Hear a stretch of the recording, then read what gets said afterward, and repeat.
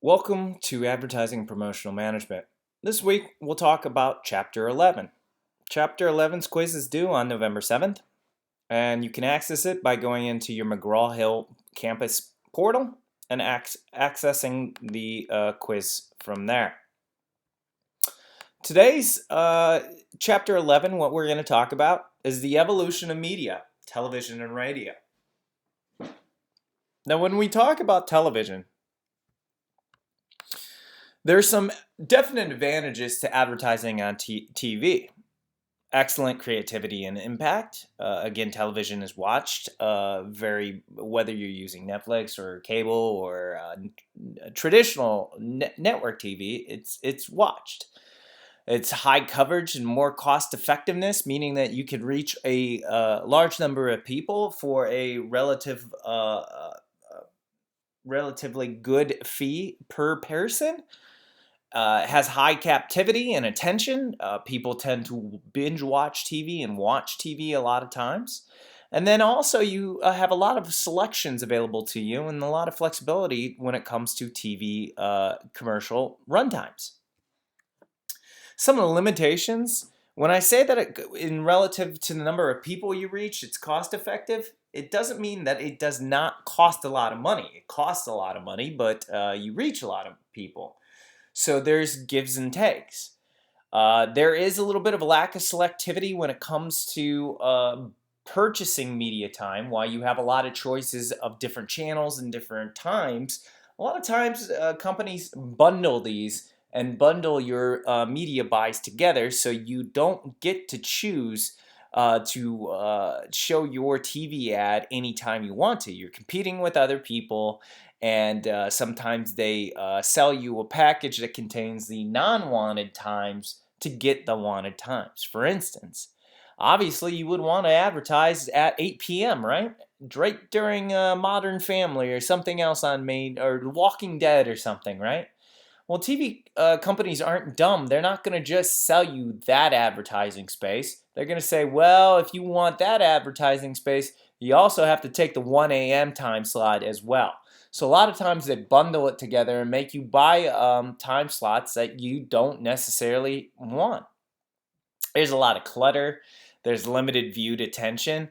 We fast forward. We have DVRs. We change channels, right? And then there's a negative distrust and evaluation with TV channels. Let's face it, during election season, I can't watch TV because of all the awful TV ads, and I don't trust any one of those political ads.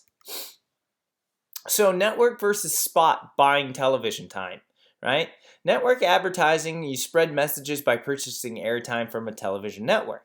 It assembles a series of affiliates to which to supply programming and services. Affiliates are our local TV stations like WJW, Fox is Cleveland affiliate. We have WOOS, WEWS, which is ABC, and then of course we have WKYC, Channel 3 Cleveland, which is NBC's affiliate. Right? Network has affiliates throughout the nation for complete national coverage. And usually when you're buying network versus spot, you're sometimes buying network, meaning showing all over the country, or you can buy directly through that local affiliate. Now, buying spot advertising obviously makes more sense for a local company. If you're a local company that only has a service radius of this area, time is negotiated and purchased directly from the individual station. Now, national spot advertising, non-network advertising done by a national advertiser, you can buy more than one local area. You can buy regional areas. Local advertising and spot advertising is a great idea if you have a service radius or you're in a local area. Now, syndication programs are sold and distributed station by station. The types off-network syndication are reruns. For instance, I still watch the Golden Girls to this day. The reruns are on TV all the time, and I watch it. One of my favorite TV shows.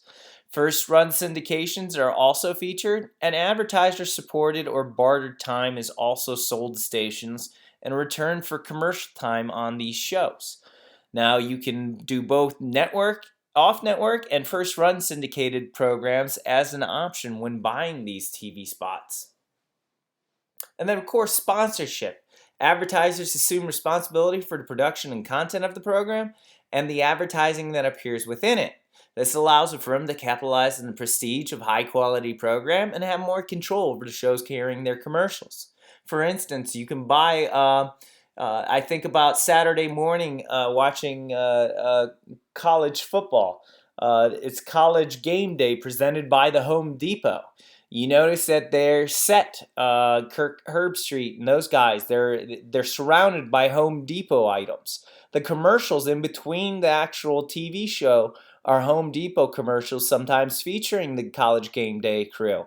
So sponsorship is a very effective way to buy TV and to get your name out there. Participations.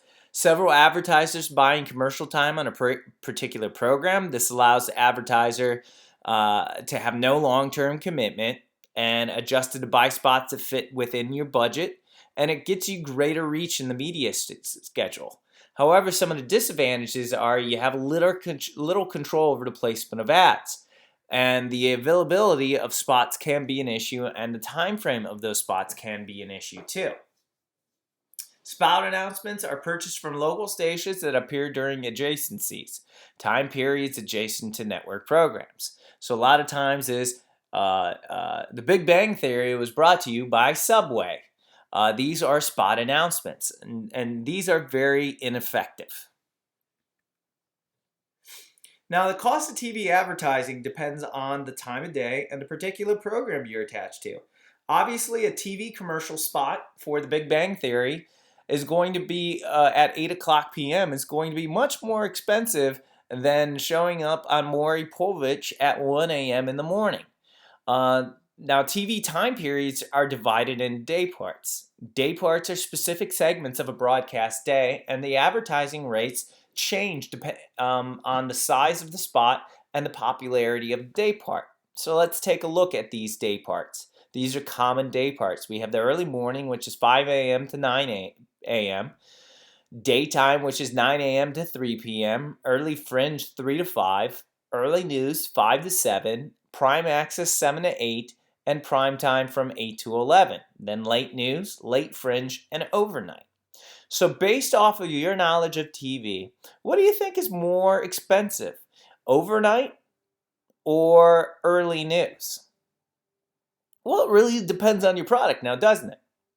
Now, if I'm selling computer programming or something that a lot of young kids, maybe a party hotline or something like that, obviously the overnight time frame probably would be better for my product. However, if I'm selling something to an older demographic, I would try to do that early news time frame. Which one do you think is more expensive? Probably the early news because there's more people watching it. Now, cable television delivers TV signals through fiber or coaxial wire, and cable networks and channels get the revenue from ads and subscriber fees. This is why there's so many cable networks. Superstations include local stations that send signals nationally via satellite to cable operators, makes their programs available to subscribers, and carries national advertising like HBO, TBS, TNT. These are superstations. They're independent stations that send signals nationally, right? Now, it's important to notice that cable television is becoming a popular place to advertise because the reach of specific geographic markets, as well as the types of segmentation that's out there. Think about it. If you sell home improvement products, you can advertise on HGTV, DIY Network, and other networks like that that are made for home improvement people. That would be more effective for my home improvement product rather than a national network.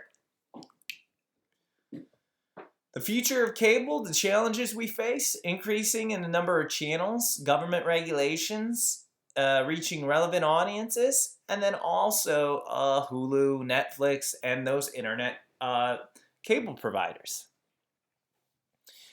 Now, measuring our TV audience is a little bit different. Size and competition is measured by rating services. Television households, the home with at least one operable TV monitor with the availability to deliver video. These are some of the metrics. Television household, number of television households your TV commercial would hit. The program rating, the percentage of TV households in the area that are tuned into that specific program during that time period, right? Households using television, percentage of homes in a given area where TV is being watched during a specific time period. The share of audience, which is percentage of households using TV in a specified time period that are tuned into that specific program. The total audience is the number of TV homes within any viewing any 5-minute part of a telecast. Nielsen Television Index provides daily and weekly estimates of the size and competition of that national viewing audience using the metrics we talked about for programs aired on both broadcast and major cable networks. Now, local audience information. We use what's called DMAs, or designated market areas. These are non-overlapping areas used for planning, buying, and evaluating TV audiences. These include groups of counties in which stations are located in a metropolitan or central area. Think about this. The Cleveland-Akron DMA contains both Cleveland and Akron. Why? Because Akron TV usually is usually Cleveland TV. They don't usually have a specific Akron television affiliate or area. So Akron and Cleveland are in the same DMA. Now, when we talk about radio, while is a lesser form of advertising, a lesser known form of advertising, there are some advantages to radio. It's a lot more cost effective, and it's a lot easier to create commercials for radio. You're dealing with one sense instead of multiple senses, right? Plus, there's integrated marketing opportunities: internet radio, satellite radio, and regular on-air radio, right? There are limitations. Obviously, creative limitations. You have to create a picture with words. There's limited research data. There's limited listener attention. All right. Usually, you only listen to the radio when you're in the car. A lot of people don't listen to radio during the day or at night. They watch TV. Plus, competition from digital media, digital radio. You talk about iTunes, you talk about Pandora, you talk about all these pay-for digital media companies that you're competing with.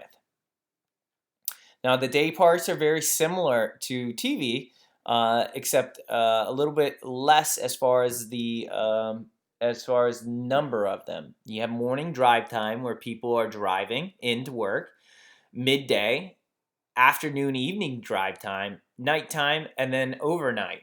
Now, which one of these do you think is more expensive? Obviously, morning and afternoon drive time, because more people are listening to radio when they're in their car, driving to and from work.